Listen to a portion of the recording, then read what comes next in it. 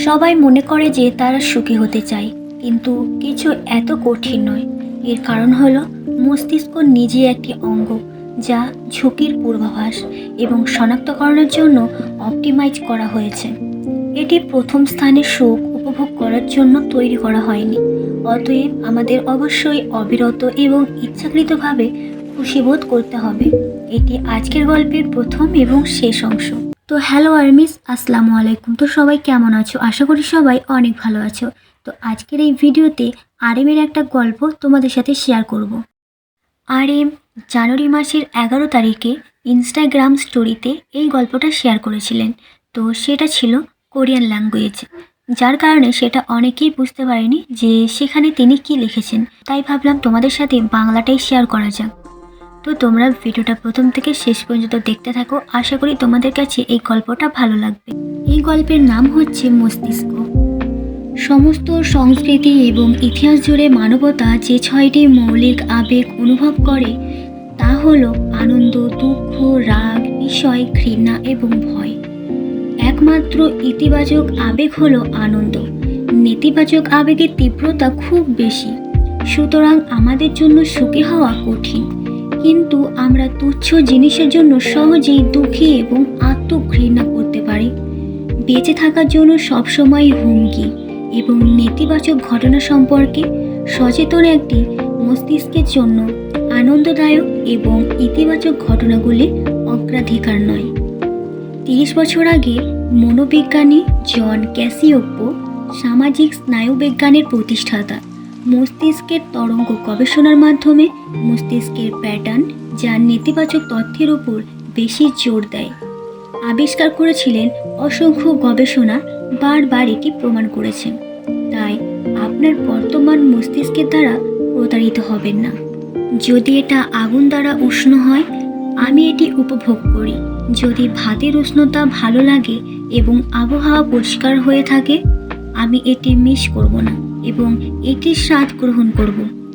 যদি আপনার দিনটি অন্য কাউকে ধন্যবাদ দিয়ে থাকে, তবে এটি উপভোগ করুন এবং কৃতজ্ঞ হন।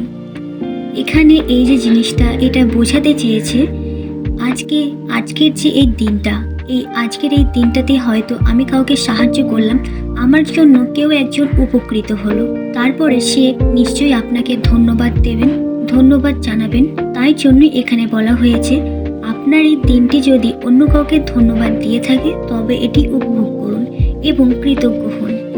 এইভাবে আপনি প্রতিদিনের ধ্যানে প্রবেশ করতে পারেন, কৃতজ্ঞ হতে পারেন এবং মননশীল হতে পারেন। এমনকি যদি এটি দিনে কয়েক মিনিটের জন্য হয়ে থাকে এবং আপনার অভ্যন্তরীণ শক্তি তৈরি করুন। আপনি যদি জিজ্ঞাসা করেন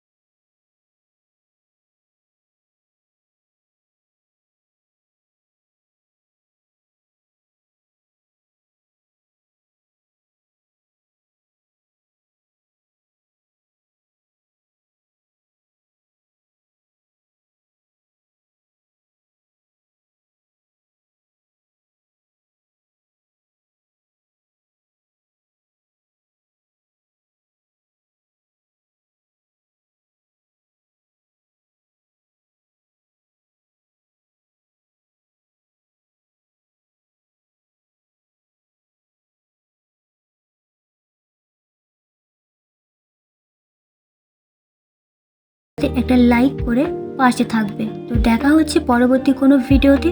ততক্ষণ ভালো থাকবে, সুস্থ থাকবে। আল্লাহ হাফেজ, টাটা।